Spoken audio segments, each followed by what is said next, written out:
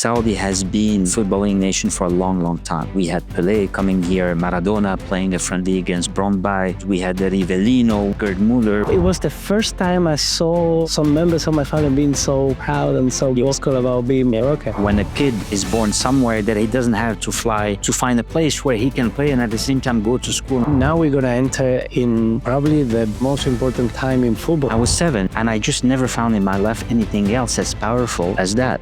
Hello and welcome to a new episode of Gameday. Another episode recorded here at the World Football Summit in Riyadh. I'm here with Hicham.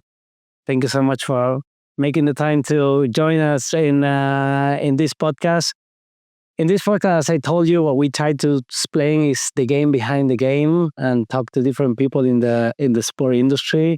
So it will be great to learn a little bit from you, from your experience. You've been in the Asian Confederation, in the CAF, in the African Federation, now in Saudi. You've been a legend all over football in the world. Tell us a little bit more about your experience and how you arrived here to Saudi now. Well, first, thank you for having me. It's a pleasure to be with you today. And I think you're too kind with me using the word legend, but I'm a privileged football fan, number one, and it started with me sometime more than 20 years with the FIFA Master. That was the start of my career path into football, because I was not a football player or connected to the football world, except being pretty much a huge football fan of football in general, being from Morocco, growing there.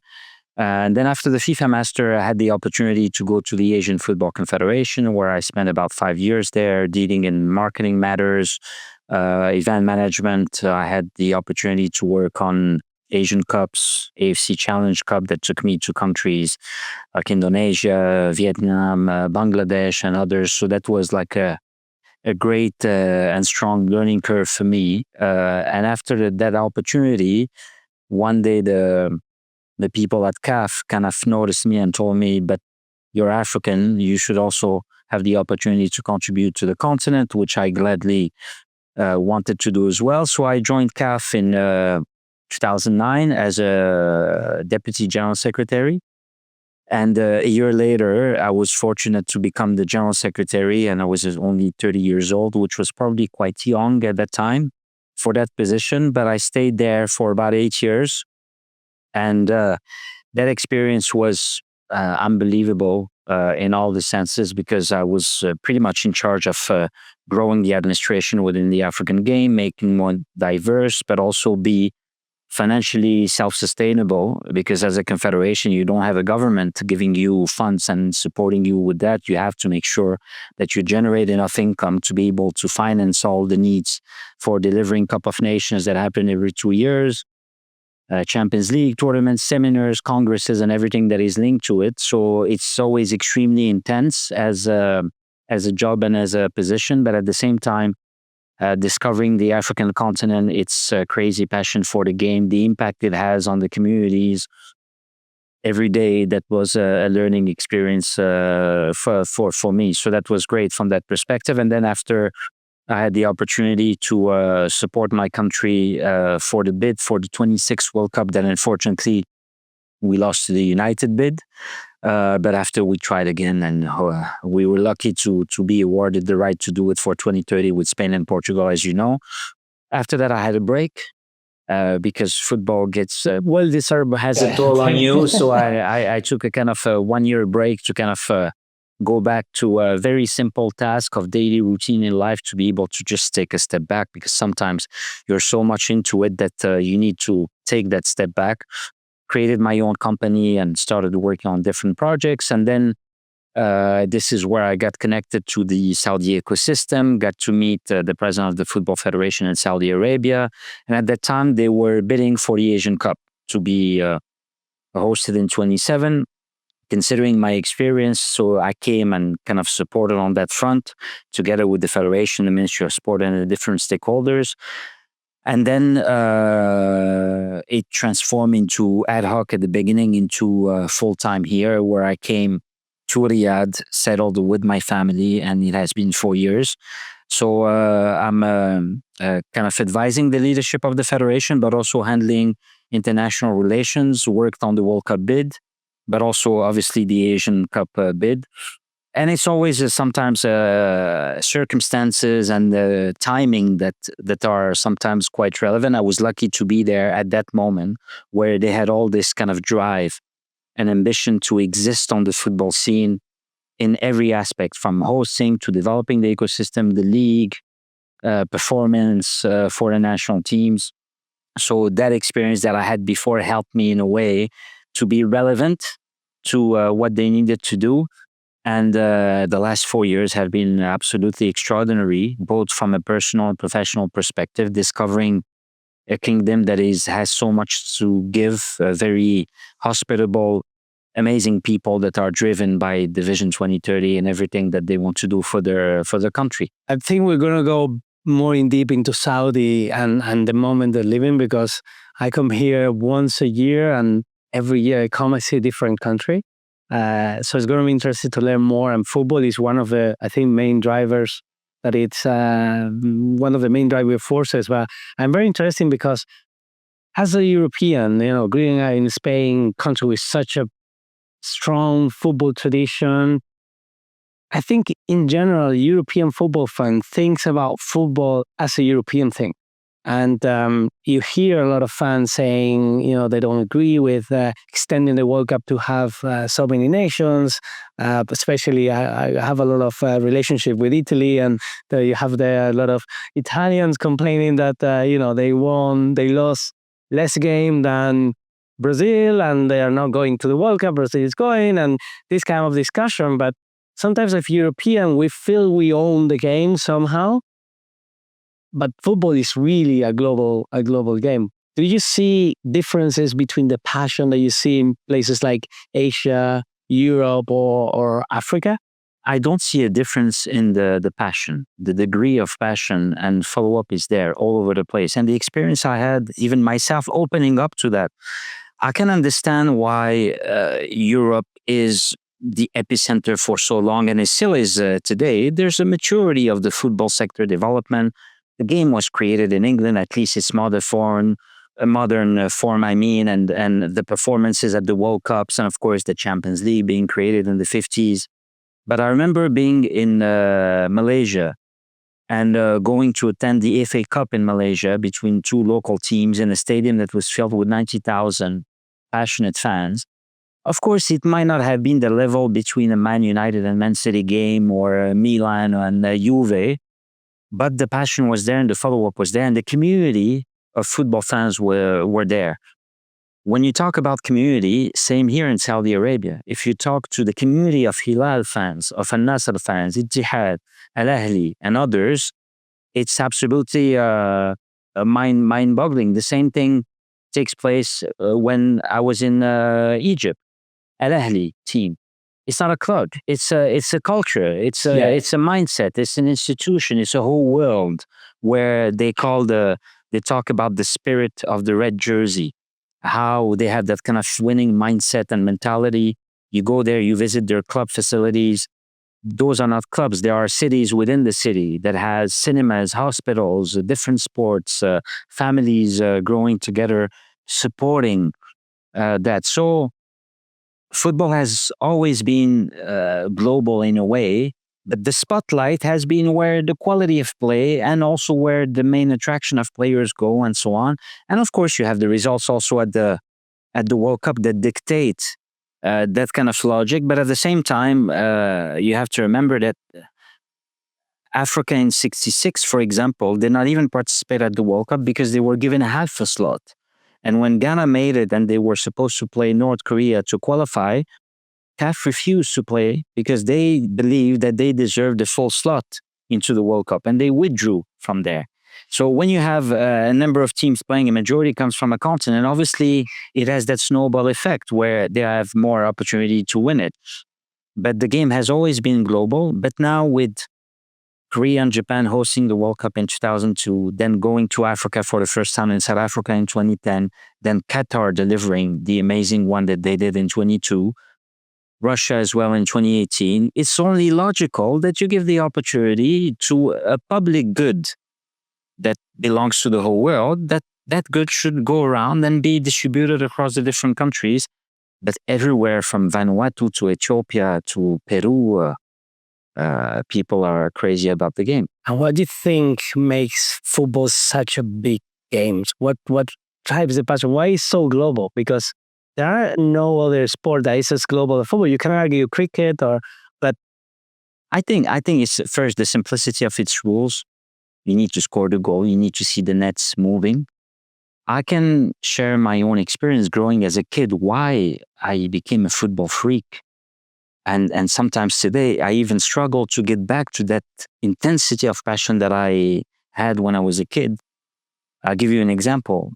I'll go where in 93, Zambia is hosted in Morocco for a crunch qualifier game to go to the World Cup in 94. Capacity is probably 50, 60,000 people. We were 90,000 people, and I went to the stadium at 7 a.m. The game was at 4 p.m. And I couldn't sleep but just think about that game. And the moment the goal came in, that earthquake and outpour of intense energy and joy and ecstasy, actually, how can you get it otherwise than through that kind of, it's like this collective euphoria that comes in.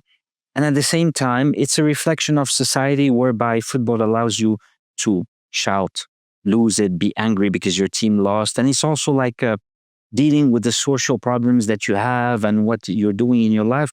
Football is a way to either kind of smoothen it and have a good time, but at the same time, when your team or national team does well, it raises your own self-confidence, generally speaking, and you want to be part of that ecosystem.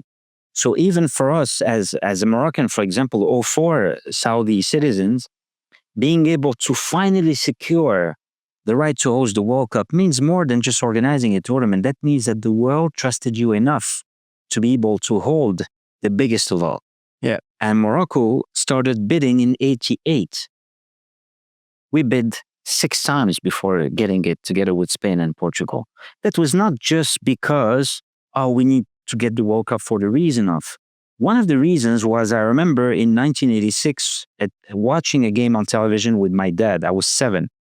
And we beat Portugal, Morocco, and qualified to the second round for the first time. An African and Arab team made it to the second round. Went into the streets, hundreds of thousands of people kissing each other, loving each other. And from that, you realize, and I was 7, it's like, wow, this is powerful. And I just never found in my life anything else as powerful as that. And so it's a kind of reflection of all of that. And sometimes when you grow older and have the opportunity to work in that game, sometimes you lose that naive approach to it and you're less innocent because you know the politics of it and how tough the ecosystem can be, and people are not always well-intentioned to develop the game. Sometimes they are more seeking the spotlight. And you realize that I was really nuts when I was younger and crazy about just that ball going through the line and hitting the net. And when you look at the World Cup, what it does, a vast majority of people, when they watch the World Cup, they probably don't even follow in between. But the World Cup is the World Cup. And you have that global village feeling where whenever you are in a host country or city, everybody knows you're there for the same reason than there. That's so true. that is something That's magic. That's magic. The magic comes from there beyond the competitive nature. You want to be winning. But there are some times where I think, yeah, okay, you just won. So what now? Your life is still the same. You wake up, you're going to have breakfast, deal with your problem, go to work. But in the case of Morocco reaching the semifinal, mentally speaking, that triggered something else also back home, in the sense that, yes, we were able to make it. That means that the level of confidence and self-esteem triggered even into the other teams, women's teams, futsal, under 20, winning the World Cup against Argentina and so on. A bit like it reminded me when France won it in 98. They were not winning that much at that time, even though they had a great team. But then it started being a kind of regular happening. And then, it's the pride that goes with it. It develops also that kind of entrepreneurial spirit and the love for the game, and even in terms of practice. So it has that special place in society. Morocco has done an amazing job in developing the game, in investing in talent to the point of reaching a semifinal. As we were discussing before the episode, I have a lot of Moroccan family. I'm very attached to the countries. And I remember, when we were talking in the WhatsApp group of the family, how passionate, how proud they were. And I think it was the first time I saw some members of my family being so proud and so vocal about being Moroccan. And that's a beautiful thing. And now hosting the World Cup together with Spain, I think it's going to be one of the best. Portugal. It's going to be one of the best World Cup we're going to see, because there's so much culture, that can be shared there. And if you look, I grew up in Marbella, so I could see Morocco from my house. Yes. Just by crossing to Morocco, you are in a completely different world and culture to Europe. And I think that's going to make this World Cup unique. Absolutely. In a sense.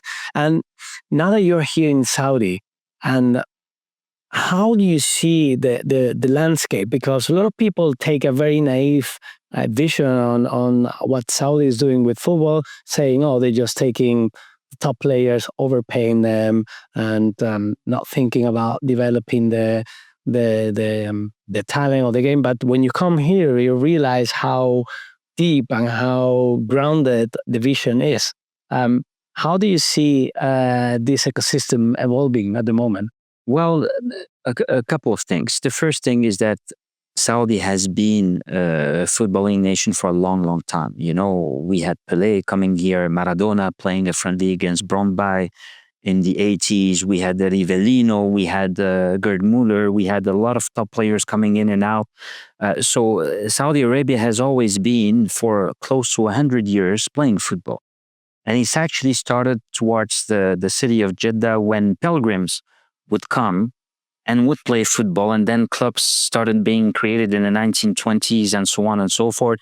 So it's not that Saudi Arabia just woke up and discovered football. The culture is here, the community is here, and they know about football. They understand the tactical and technical part of it. Number two, they are good football players. People play in the streets, they love that. The second point I wanted to make is the game changer of Vision 2030. And people always keep hearing this. They say, "Oh, yes, we heard about." No, this is not just Vision 2030. This is not just a strategic plan. It's an earthquake. It's a seismic change of mindset, cultural drive, development, and willingness that the country wants to make use of the fact that 70% of them are under 30 years old. But at the same time, they're well educated, they're well connected to the world, and they want to develop their nation across the spectrum, not just for football, of course, but football plays a great role, socially speaking, health-wise. You need more youngsters to be healthier, to play football, and with a football, cricket, or any other sport, to be participating and having a kind of a better quality of life. And quality of life is one of the pillars of Vision 2030. So they started with that kind of wide program and willingness to invest in the right directions, supporting the federation, developing the national teams, sustaining and attracting top talents within the league. And especially at the beginning, you need to, be in the spotlight. And so the effect, before Cristiano, they were dozens and dozens of foreign players playing, but never to the magnitude of someone like Cristiano Ronaldo. And you see that when he came here, people thought, he will come for 6 months, 1 year, cash in and then leave. And he's one of the most amazing ambassadors of the country, because he's seen this is not a PR exercise. This is a willingness to transform a country and to use its forces and connect all of those different areas. And because they are also crazy about football, they want to go towards that direction. But today, they are already number one in Asia when it comes to the club's development, winning the Asian Champions League, being always present at the top level. They have today 5-6 clubs that are extremely competitive at the Super League, and others are also coming. So that league also is increasing. And you could notice that even in the narrative of how Western media cover the Saudi League, they are giving it more respect today. Because they realize that there's a certain level of play, there's a plan, there's a vision, there's a direction that is clear. And when the European Championship took place last summer in Germany, about 14 or 15 players from the Saudi League went back to play as a starting lineup with their national teams and then came back. Yeah. Today, N'Golo Kante plays with Al Ittihad and goes and plays for the French national team. Same thing with Spanish players and others. So it's happening in a very fast pace, but at the end of the day, they need to create more clubs, create academies, create that path that allows any youngsters to go and play in a club. But then there are those that will keep it as a Sunday passion thing, and those that want to make a career out of them. But playing football and being good at it, I mean, in '94 they qualified for the first time. They beat Morocco, they beat Belgium, and they made it to the second round and lost to Sweden, I think, at that World Cup. But now it's about sustainability.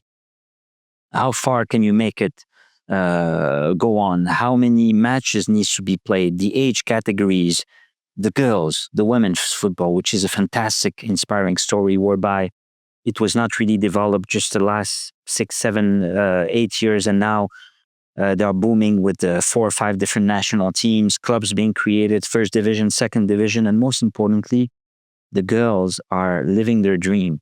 They can play. Yeah. So you have thousands and thousands that come in, that register, that families come in and understand the value of it. Me personally, for example, I always grew up as a very shy person. What made me open up to, kind of socially speaking, was playing football, because I was not too bad. And it gives me some value. It connects me. And it's the same thing here with the communities and so on. So, but what is fascinating here is how the pyramid from the vision and the government and the ministries and the federations and the academies and the clubs, everybody is very much aware of where they need to go. But of course, there are important challenges, coordinating, integrating each other, having a clear path and a clear Saudi way of doing things. How do you develop your academies? Because you have to understand the key characteristics of the Saudi players. Yes. That are very different to a Thai player, to a Spanish player, or to a player from Nigeria. So there are processes and know-how that is universal, that is there to implement, and this is the kind of quality and methodology that you need to implement. But then you have to take into account how it fits with your culture, your identity, but also your physical attributes. So I think in quite a short period of time, they are doing quite well. And in that time as well, they are now hosting the Asian Cup in 27 and the World Cup in 34. For me, when I came to Saudi the first time, one of the things that impressed me the more, and I had a kind of biased vision because of the media, of the stories I was reading. When I came here and I started hearing people from the clubs, from the federation, from the league, talking all the time about, how we develop our academies, how we think in 10, 20 years ahead, how we have this long-term vision. It really impressed me. And it's going back to the point you mentioned about sustainability, how we can make things more sustainable. And now we're starting to see one of the first moves of privatization of the clubs. Yes. How we make this investable asset for foreign. Actually, one of the clubs have a foreign investors. How is that process going at the moment? What role the federation is playing? Well, the federation obviously has to play its role as a regulator, as a federation that instills policy, that can use its leverage and position to make sure that the clubs around it and the academies around it follow a minimum required standard of development. That takes time, because when you come in an existing ecosystem where things have evolved in certain ways, where you need to put back your positioning clearly vis-a-vis not only the Ministry of Sport and the other key stakeholders within the government, because we have KPIs that we need to deliver. We don't build pitches. We need to rely on the relevant ministries and organizations to do that. We need investment, we need investors, but at the same time, the investors need a plan and a return on investment at the same time. And so whether it's the club licensing, the funding of youth programs, the grassroots sectors, is pretty much like that snake that has different phases, where you imagine a kid or a girl that is 5 or 6 years old and want to start playing football. How can you make sure that they have opportunities across all the different moments of that early young age, which is fundamental because it's mixed with education at home, education in school. So from 6 to 10, 11, then from 11 to 15, then 15 to 21. And then if you give an opportunity where youngsters not only are developed the right way mentally in terms of being competitors, but also with the right human values, and at the same time make a living of their career, and then they come and represent their own national team, that's a dream come true. But the number of stakeholders that are involved in getting towards that direction, the help against Argentina that gave us a fantastic spotlight showing that they can reach the heights, but now you need to make not an exception, but actually becoming a rule.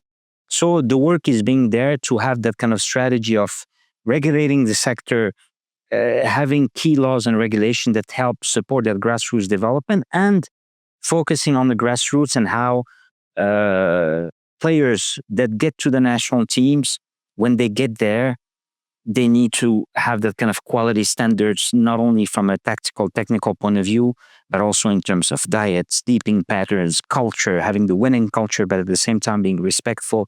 All of those things are playing a role together, but it's a fascinating thing. So this is where also part of my role is to connect as much as I can with the strategic partners and countries that have done it also in the past, that have a very strong maturity of their sector, because they have had developed the game much longer than they have done here. So trying to gain some time and understand things that have worked all across the world that we can implement here, but then you spice it up with your own sauce, I would say. Yeah, that's the advantage that you have being a country that it's still developing everything, that you can copy the best practices from around the world and adapt it. And I think the conclusion of this work and this vision, and from I think the point where the Saudi football ecosystem will become 100% sustainable and stay and be one of the top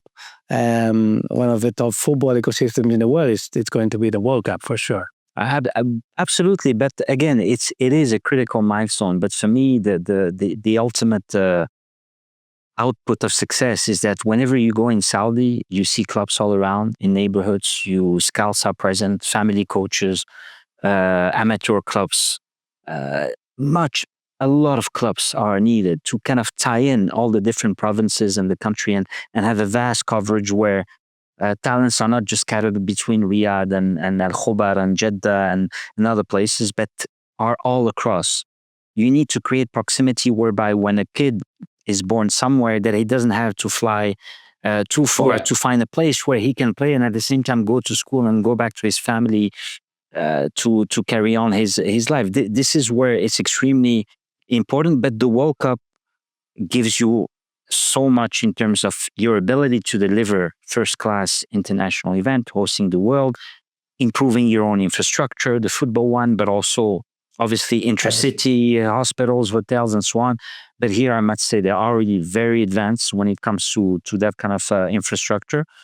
So it's an exciting journey, but for sure, of all that I was lucky to see in my career, I've never witnessed anything as extraordinary as and fast-paced as here. And the most amazing part is the quality of the people you meet. They are driven. They're on a mission.